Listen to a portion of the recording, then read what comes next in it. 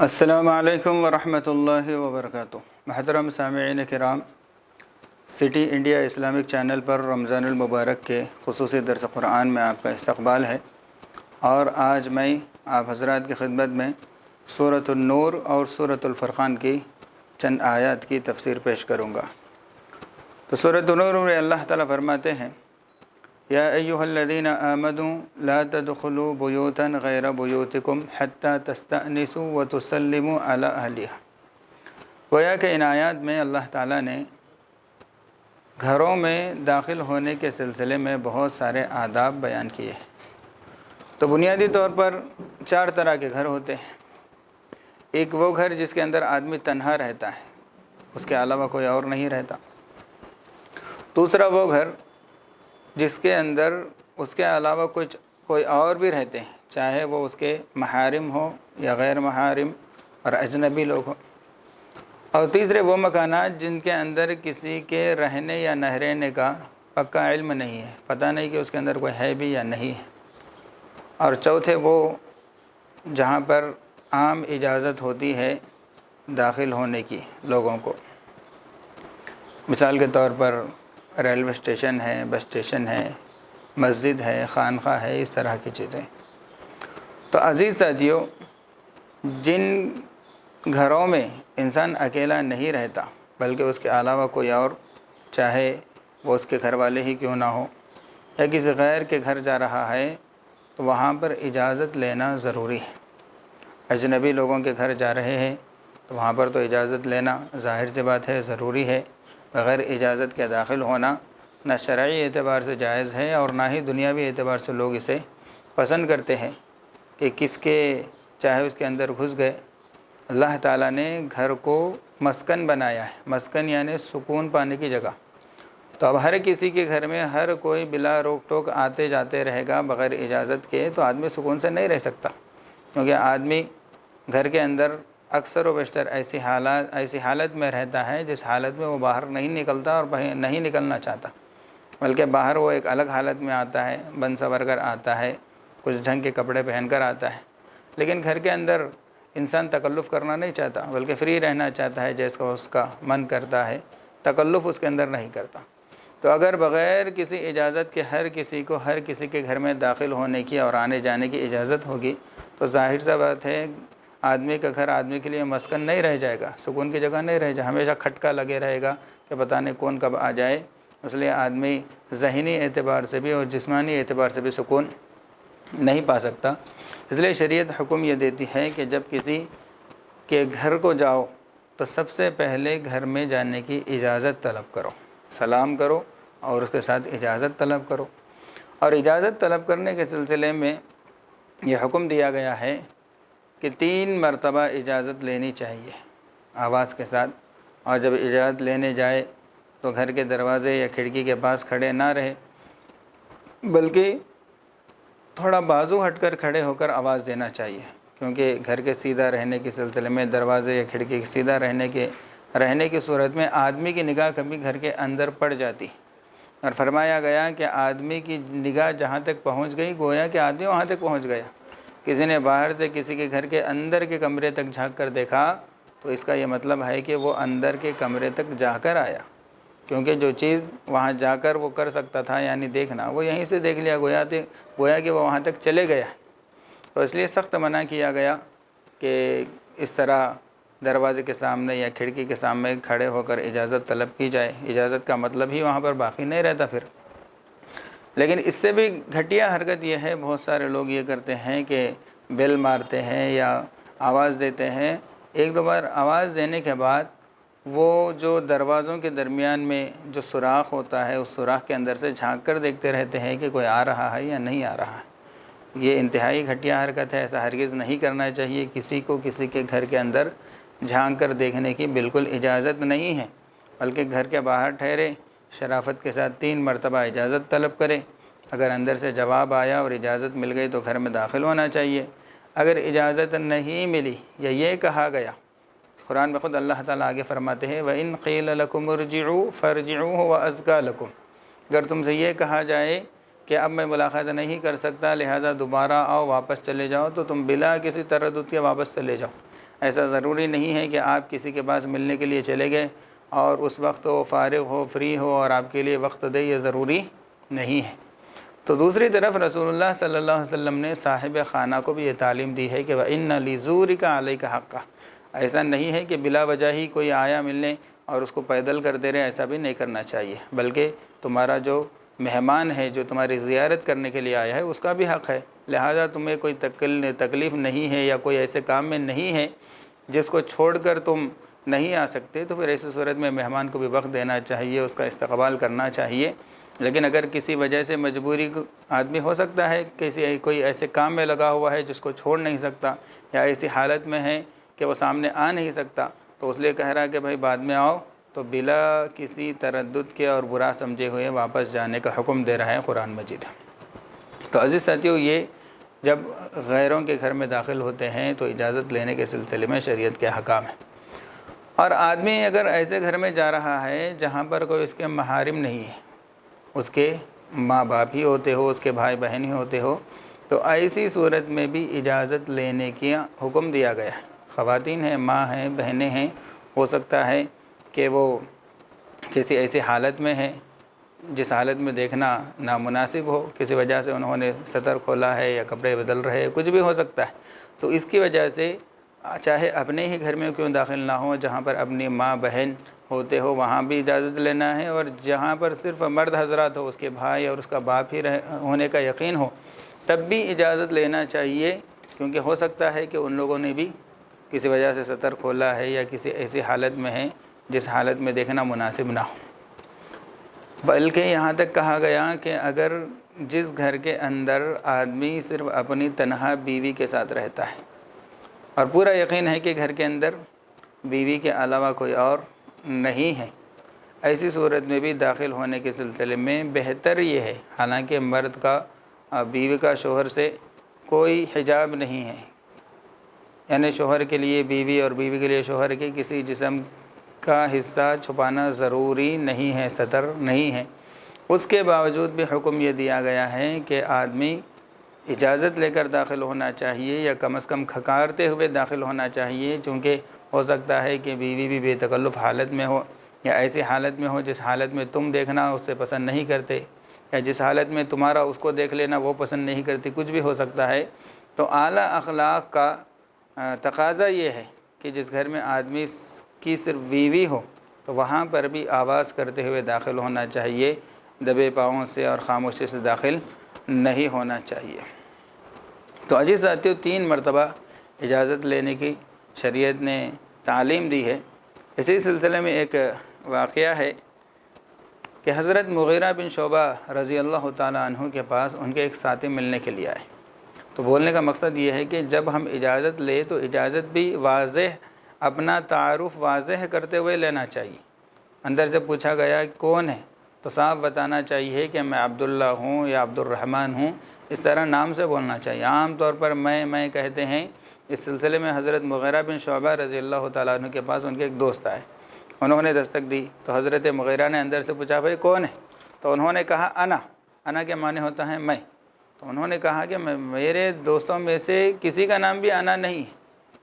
پھر وہ باہر آئے اور آ کر کہنے لگے کہ اسی طرح ایک مرتبہ حضرت جابر بن عبداللہ رضی اللہ تعالیٰ عنہ رسول اللہ صلی اللہ علیہ وسلم کے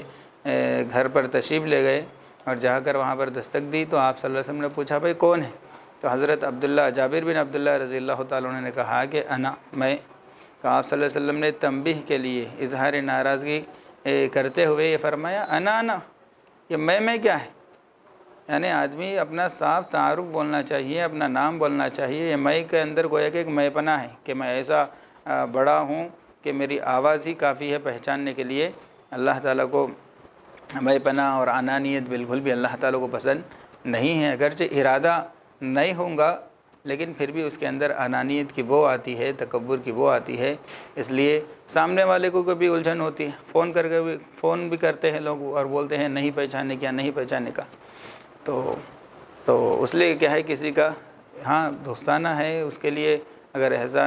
جتا رہے ہیں تو ٹھیک ہے، لیکن عام طور پہ کسی نئے کو فون کرے یا کسی بڑوں کو فون کرے اور ان کو فون کر کے اپنا صاف واضح نام پیش نہیں کر رہے، بلکہ نہیں پہچاننے کی آواز سے یہ بھول گئے، اس طرح کی باتیں کرتے ہیں، اس سامنے والوں کو اس سے جو ہے نا تکلیف ہوتی ہے، خاص طور پہ جب کہ بڑے ہو تو ان کا احترام بھی ضروری ہے۔ تو اسی طریقے سے ایک مرتبہ حضرت سعد بن عبادہ رضی اللہ تعالیٰ عنہ کے یہاں آپ صلی اللہ علیہ وسلم تشریف لے گئے اور آپ نے سلام کیا، تو حضرت سعد رضی اللہ تعالیٰ عنہ نے سلام سن کر جواب تو دیا گھر میں سے، لیکن بہت آہستہ سے، اتنا آہستہ کہ آپ صلی اللہ علیہ وسلم سن نہیں سکے۔ پھر آپ صلی اللہ علیہ وسلم نے دوبارہ سلام کیا تو انہوں نے اسی طرح جواب دیا، پھر آپ نے تیسری مرتبہ سلام کیا، اسی طرح جواب دیا۔ جب آپ صلی اللہ علیہ وسلم نے دیکھا کہ 3 مرتبہ سلام کرنے کے باوجود اندر سے کوئی رسپانس نہیں ہے، تو آپ صلی اللہ علیہ وسلم واپس ہونے لگے، تو فوری اپنے گھر کا دروازہ کھولے اور آ کر آپ صلی اللہ علیہ وسلم کے ہاتھ چومنے لگے اور معذرت کرنے لگے اور کہنے لگے کہ اللہ کے رسول صلی اللہ علیہ وسلم، ہر مرتبہ میں آپ کا سلام سنتا رہا اور جواب آہستہ دیتا رہا، کیونکہ میں یہ چاہتا تھا کہ آپ کے زبان مبارک سے مجھ پر اور میرے اہل خانہ پر سلامتی کے الفاظ زیادہ سے زیادہ نکلے، اس حرص میں نے آپ کو تھوڑی سی زحمت دی ہے، مجھے معاف فرمائیں۔ بہر کہ اس کے بعد گھر میں گئے اور انہوں نے آپ صلی اللہ علیہ وسلم کی کچھ مہمان نوازی کی، تو آپ صلی اللہ علیہ وسلم نے اسے قبول کیا۔ تو اس حدیث سے بھی پتہ چلتا ہے کہ 3 مرتبہ اجازت لینا چاہیے، اور تینوں مرتبہ میں اگر کوئی جواب اندر سے نہیں آ رہا ہے تو ایسی صورت میں واپس چلے جانا چاہیے۔ اور خاص طور پر آج کل سلام کی جگہ یا اجازت لینے کے لیے بیل لگے ہوئے ہوتے ہیں گھر کے باہر، تو اس سلسلے میں بھی یہ بات یاد رکھنی چاہیے کہ بیل دم پہ دم زیادہ سے زیادہ نہیں مارنا چاہیے، بلکہ ایک مرتبہ بٹن دبا دیے اور اندر آواز چلے گئی تو انتظار کرنا چاہیے۔ کسی گھر پر سنا ہے کہ لکھا ہوا تھا کہ بیل مارنے کے بعد تھوڑی دیر انتظار کرے، کیونکہ اس گھر کے اندر انسان ہوتے ہیں، جنات نہیں ہوتے جو اڑ کر ایک دم آ جائے، آپ کے سامنے حاضر ہو جائے، اس لیے بیل مارنے کے اندر بھی احتیاط کرنا چاہیے۔ ایسا نہیں کہ دم بے دم مار رہے ہیں، جس کی وجہ سے اندر اگر بوڑھے حضرات یا بچے چھوٹے سو رہے ہیں تو وہ ہیبت سے اور ڈر کے اٹھ رہے ہیں، یہ ساری چیزیں ایذا رسانی کی ہے، اس سے احتیاط کرنا چاہیے۔ اور آگے کی آیات میں اللہ تعالیٰ حکم دے رہے ہیں نظروں کی حفاظت کا، چونکہ اس صورت کے اندر عفت اور پاکدانی تعاملی کے احکام بیان کیے گئے ہیں، اور زنا سے بچنے کے اسباب کو اللہ تعالیٰ نے بیان کیا ہے، تو اس کے اندر جو سب سے پہلی چیز ہے وہ نظر ہی ہے۔ پہلے انسان کی نظر ملتی ہے، پھر اس کے بعد آگے کی کارروائی ہوتی ہے،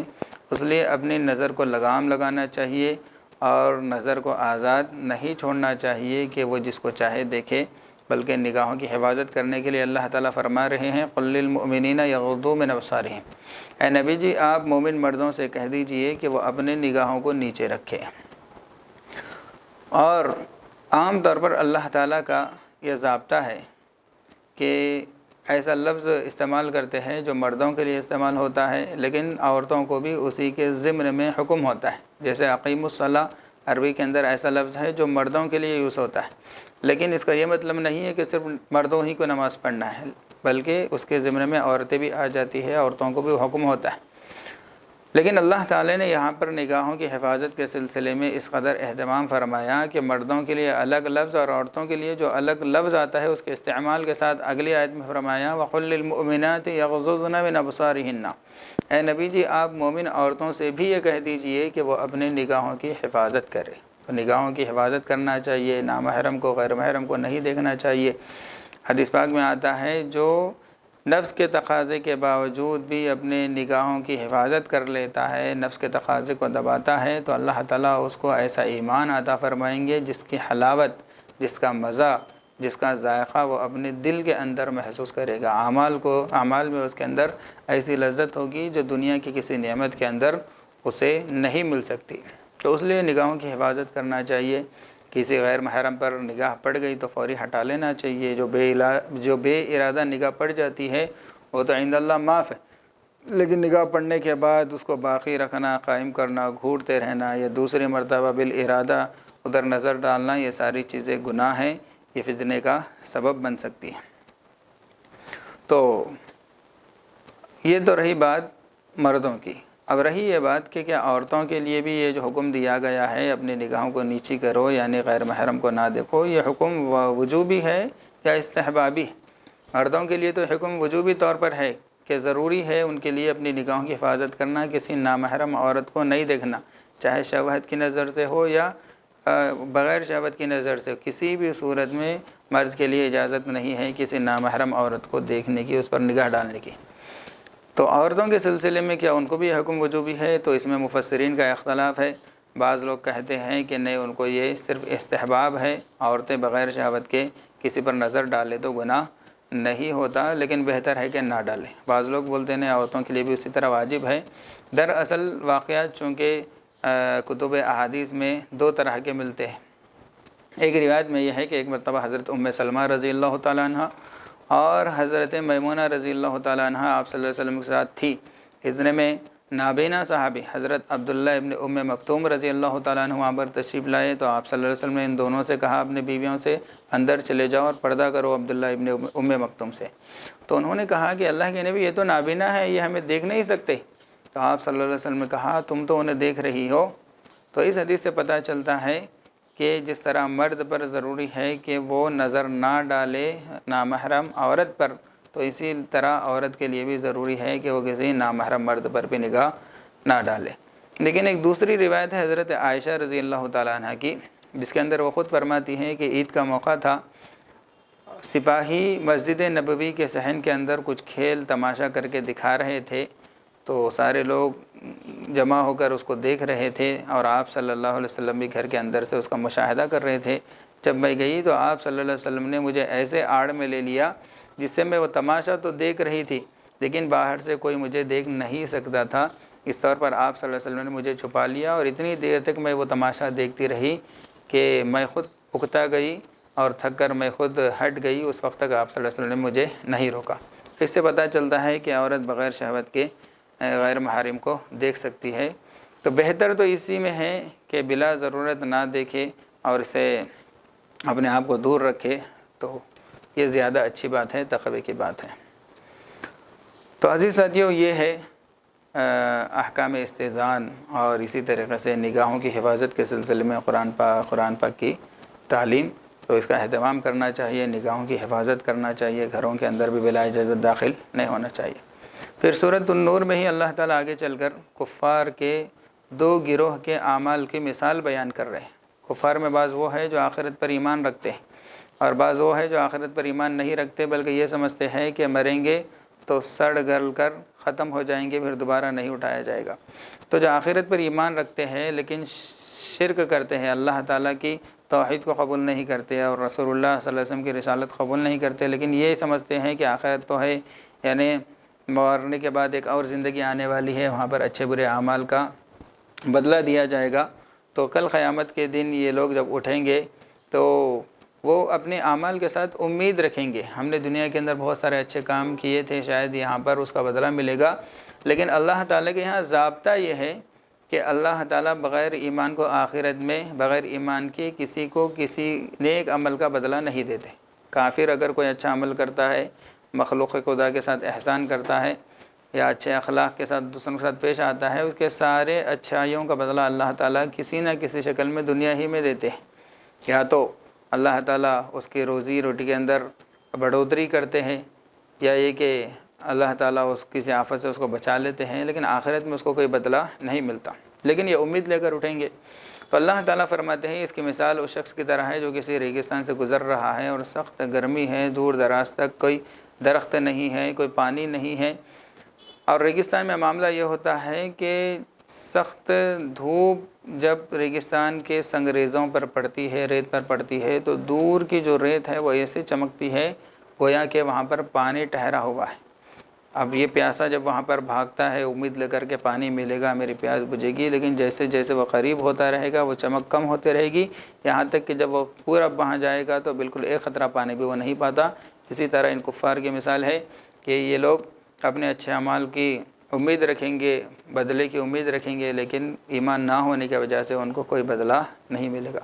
اور دوسرا جو گروہ ہے جو بالکل ایمان ہی نہیں رکھتا تھا، وہ لوگ تو بالکل تاریکیوں میں ہوں گے، کوئی امید دور دور تک ان کو نجات کی نظر نہیں آئے گی۔ اس کی مثال اللہ تعالیٰ نے دی، جیسے ایک شخص سمندر کے اندر ڈوب گیا سمندر کی گہرائی کا اندھیرا ہے، پھر رات کی تاریکی کا اندھیرا ہے، پھر اس کے بعد بادل نے اس سمندر کو گھیر لیا جس کی وجہ سے ستارے اور چاند کی روشنی بھی سمندر میں نہیں گر رہی ہے، جس کی وجہ سے اندھیرا اور بڑھ گیا ہے۔ پھر اس کے بعد ایک بڑی موج اس کے اوپر چڑھ گئی، پھر اس موج کے اوپر ایک موج چڑھ گئی جس کی وجہ سے اندھیرا بڑھتا ہی چلا گیا، یہاں تک کہ خود اپنے نظر کے سامنے اس کا جو ہاتھ ہے، اس کا ہاتھ اس کو نظر نہیں آ رہا ہے۔ تو اسی طریقے سے وہاں پر پوری اس قدر وہ لوگ تاریکی میں ہوں گے جو کم از کم امید بھی نہیں رکھ سکیں گے، بلکہ ان کی امید کے مطابق ان کو ہمیشہ ہمیشہ جہنم میں داخل کر دیا جائے گا۔ پھر اس کے بعد سورہ فرقان شروع ہوتا ہے۔ سورہ فرقان کے اندر ایک آیت ہے وَيَوْمَ يَعَضُّ الظَّالِمُ عَلَى يَدَيْهِ يَقُولُ يَا لَيْتَنِي لَمْ أَتَّخِذْ فُلَانًا خَلِيلًا، جس دن کا ظالم گنہگار اپنے ہاتھوں کو چبائے گا مارے افسوس کے اور کہے گا کہ کاش کہ میں فلاں کو اپنا دوست نہ بنایا ہوتا۔ تو دراصل یہ ایک خاص واقعے کے تحت نازل ہوئی۔ ایک بندہ تھا جس کا نام تھا عقبہ بن ابو معیط، اس نے رسول اللہ صلی اللہ علیہ وسلم کی دعوت پر اسلام کو قبول کر لیا تھا، لیکن اس کا جو دوست تھا ابی بن خلف، جو آپ صلی اللہ علیہ وسلم کا سخت کٹھر دشمن تھا،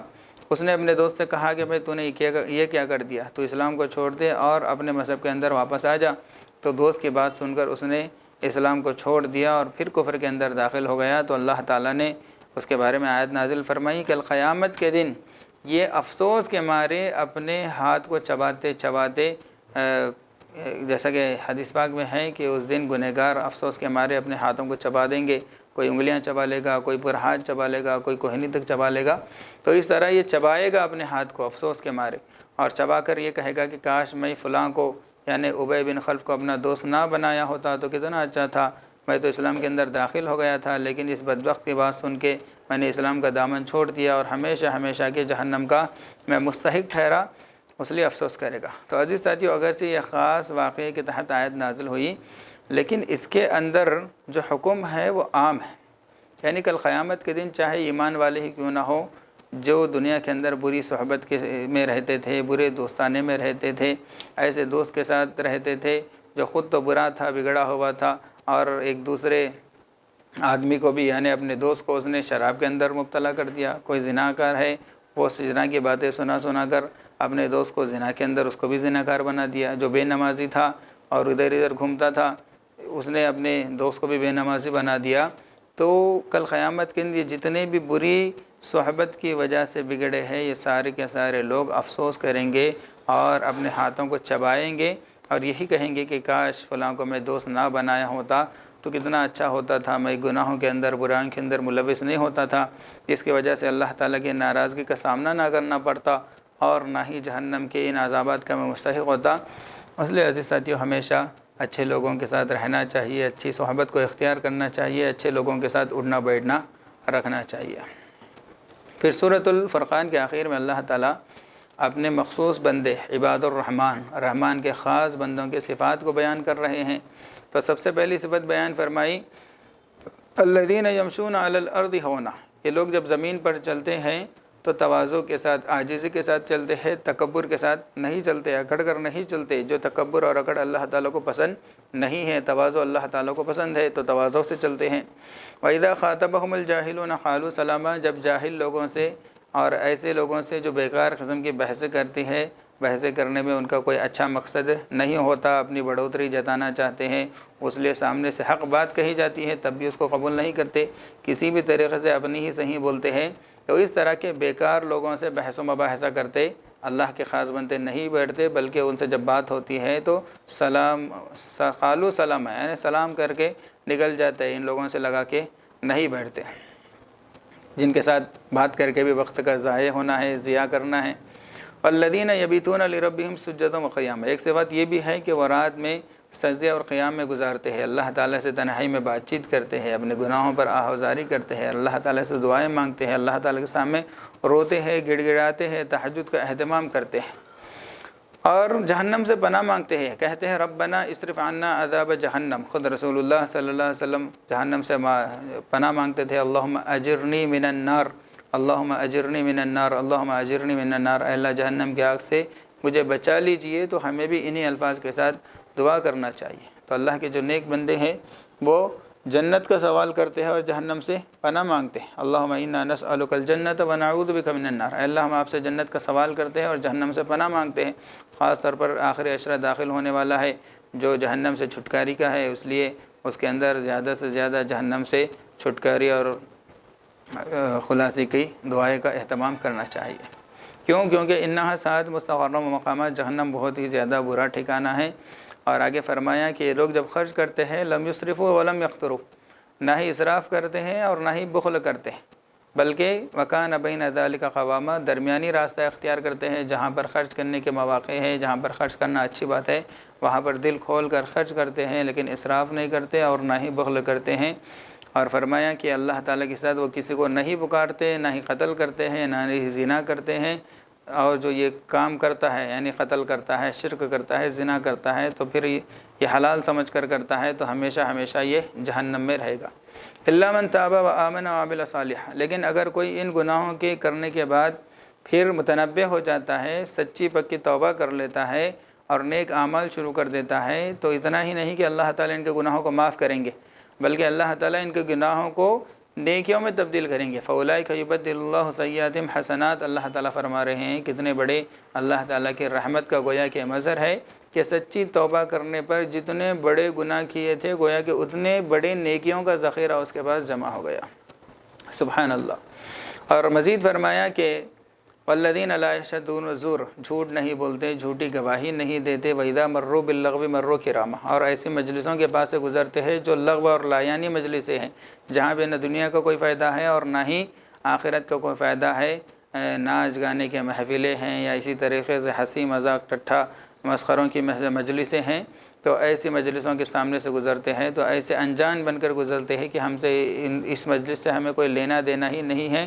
تو اللہ تعالیٰ کے جو نیک بندے ہیں، رحمان کے جو خاص بندے ہیں، وہ کبھی بھی اپنے اوقات کو ضائع نہیں کرتے، اور یہ دعائیں کرتے ہیں کہ ربنا هب لنا من ازواجنا و ذریاتنا قرۃ اعین، اے اللہ ہمیں ہماری بیویوں اور ہماری اولاد کو ہمارے لیے آنکھوں کی ٹھنڈک بنا دیجیے۔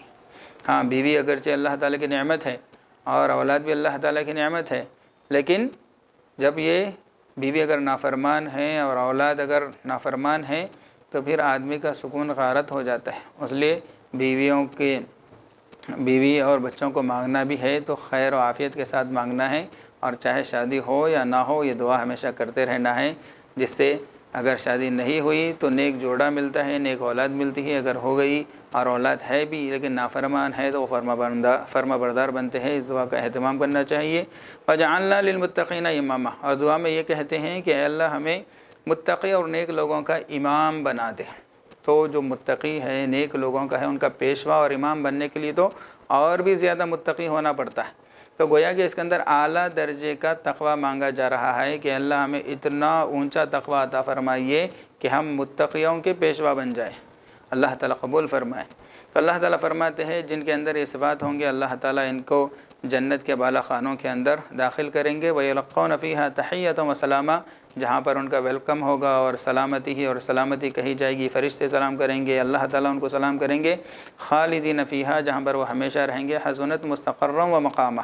پیچھے کہا گیا تھا کہ جہنم بہت برا ٹھکانہ ہے، اور یہاں پر کہا جا رہا ہے کہ یہ جنت بہت حسین ٹھکانہ ہے، بہت خوبصورت ٹھکانہ ہے۔ اللہ تعالیٰ سے دعا ہے کہ اللہ تعالیٰ ہم تمام کو جنت میں داخل فرمائے، جہنم سے ہماری حفاظت فرمائے، اور جنت میں جانے والے اعمال کرنے کی توفیق عطا فرمائے، اور جہنمی اعمال سے اللہ تعالیٰ ہماری حفاظت فرمائے۔ صدق اللہ العظیم و آخر دعوانا الحمد للہ رب العالمین۔